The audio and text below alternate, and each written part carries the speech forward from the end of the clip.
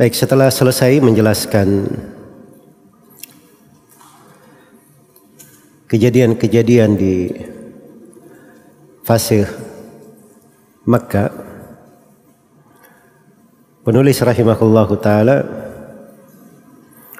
berpindah menjelaskan kejadian-kejadian atau peristiwa-peristiwa penting setelah Nabi sallallahu alaihi wasallam hijrah ke Madinah. Itu dimulai dari bait syair yang ke-42 di halaman 31 dari buku panduan.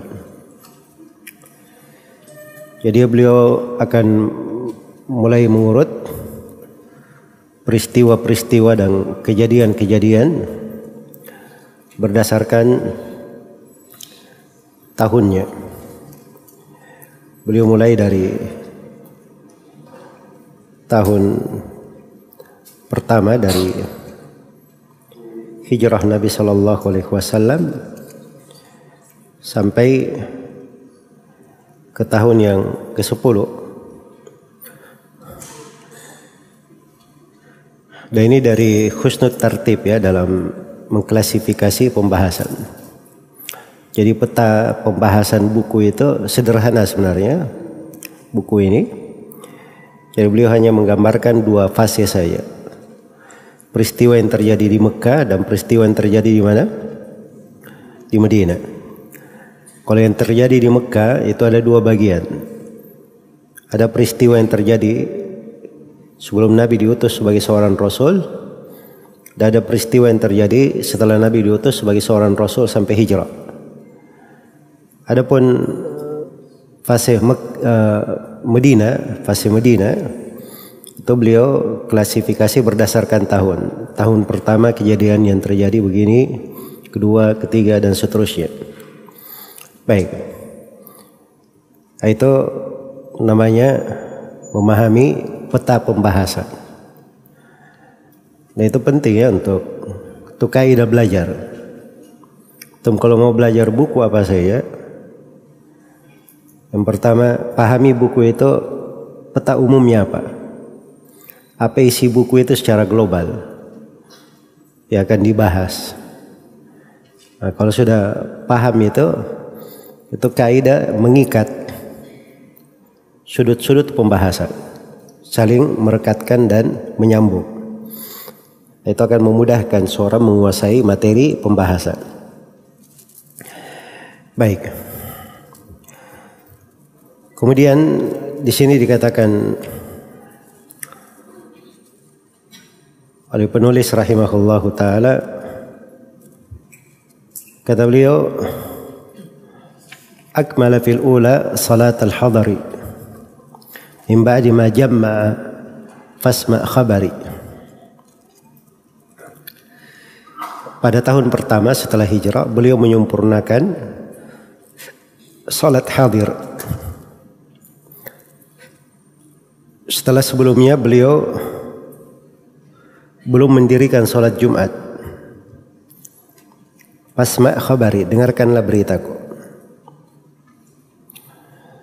Baik, ini boleh beliau terangkan kejadian-kejadian di tahun pertama. Iya. Ada 9 atau 10 kejadian. Yang ke-10 ini mungkin dia ikut kepada tahun kedua, harusnya begitu. Jadi kita hitung 9 kejadian. Yang pertama, penyempurnaan sholat hadir, sholat yang bukan safar, atau bahasa lainnya penyempurnaan sholat orang yang mukim menjadi 4 rakaat. Iya, jadi sholat duhur, sholat asar, sholat isya itu menjadi 4 rakaat. Yang mana sholat ini dulu awal kewajibannya itu cuma 2 rakaat, 2 rakaat. Setelah itu berubah menjadi rakaat. Diriwayatkan oleh Al-Bukhari dan Muslim dari Aisyah radhiyallahu anha.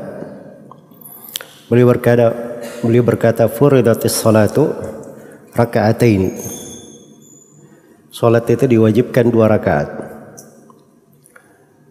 Thumma hajara an-nabiy sallallahu alaihi wasallam fa furidat 4. Kemudian Nabi sallallahu alaihi wasallam berhijrah.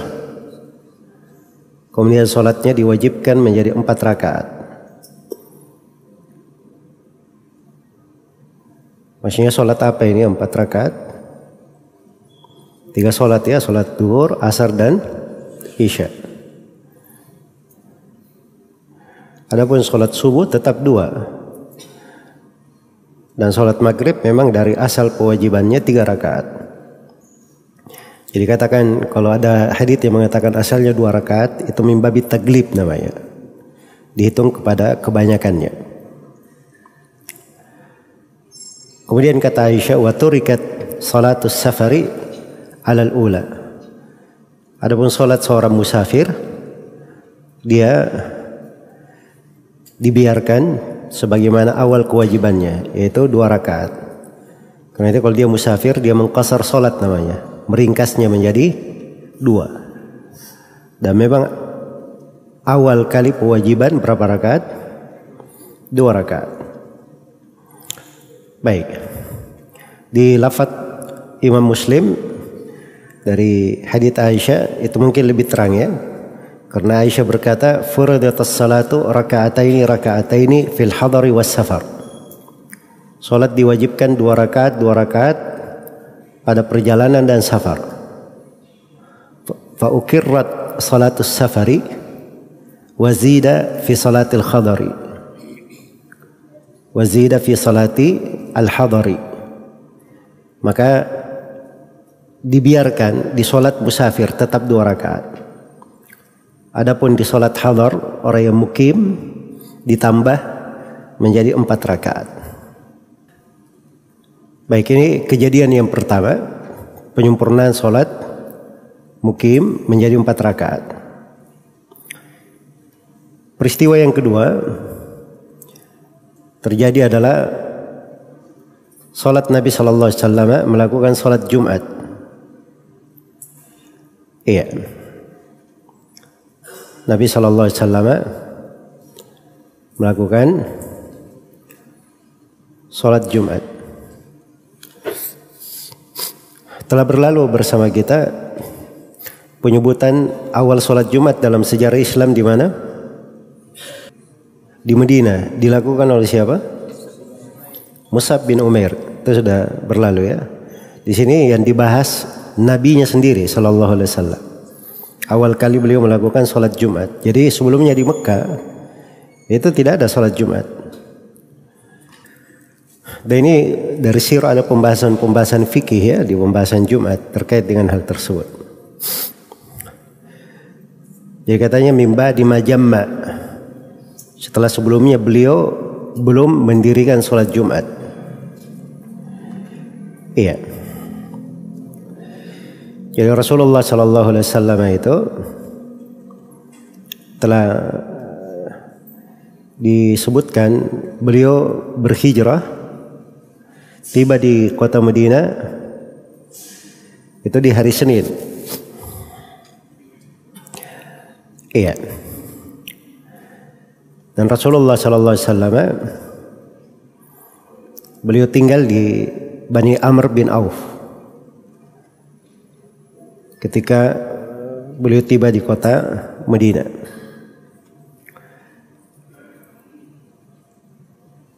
Begitu datang beliau mulai mentaksis Masjid Quba. Begitu tiba hari Jumat, maka Rasulullah sallallahu alaihi wasallam menegakkannya di kabilah Bani Salim bin Auf. Bani Salim bin Auf. Iya. Itulah awal salat Jumat yang dilakukan oleh Nabi sallallahu alaihi wasallam.